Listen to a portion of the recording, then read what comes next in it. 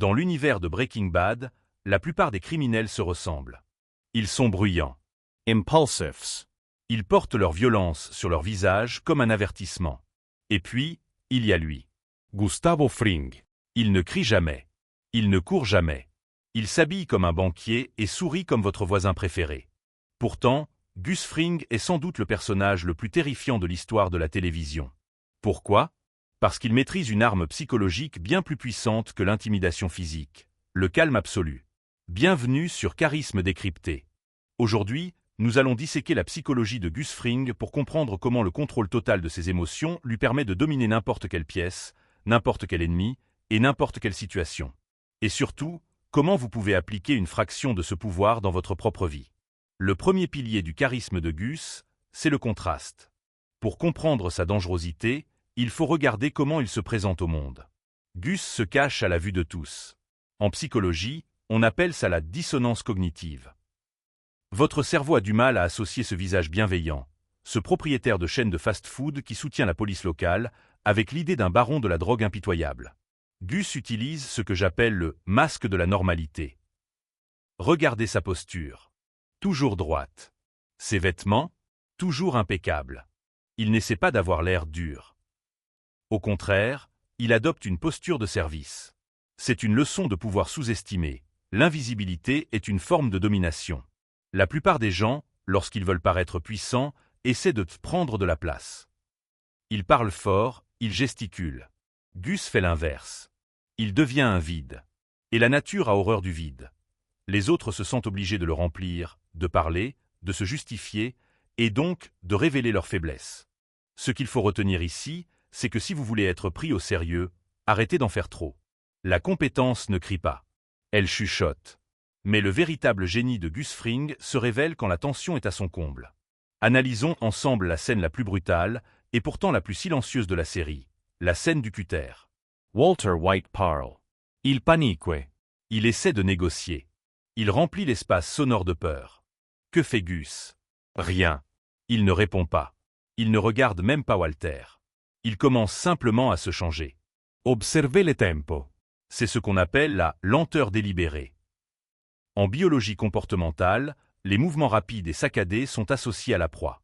La proie doit fuir, réagir, scanner l'environnement. Le prédateur, lui, n'a pas besoin de se presser.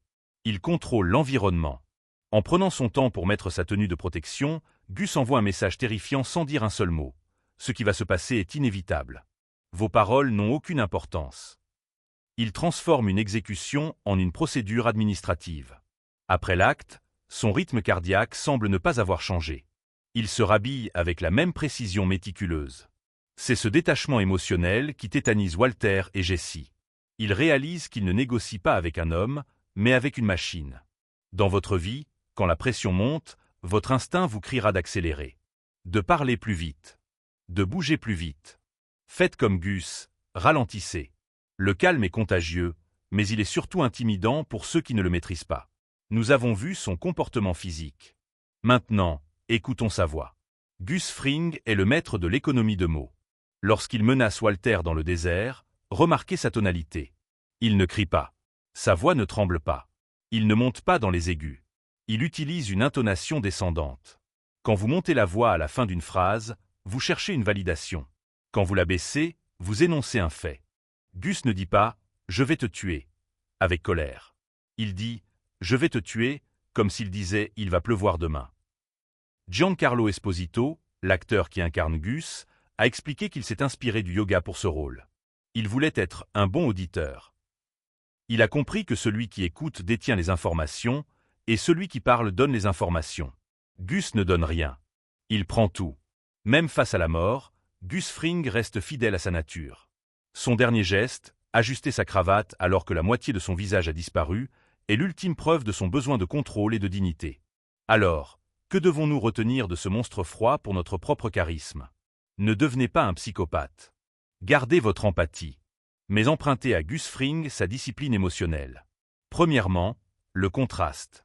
Soyez poli et professionnel, cela rendra votre fermeté encore plus impactante. Deuxièmement, la lenteur. Sous stress, ralentissez vos mouvements. C'est la marque du leader. Troisièmement, l'économie.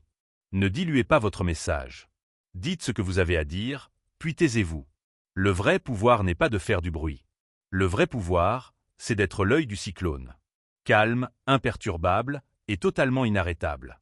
Si cette analyse vous a plu, dites-moi en commentaire quel personnage manipulateur ou charismatique vous voulez voir ensuite. Thomas Shelby? Patrick Bateman? N'oubliez pas de laisser un like, ça aide énormément la chaîne. À bientôt sur Charisme décrypté.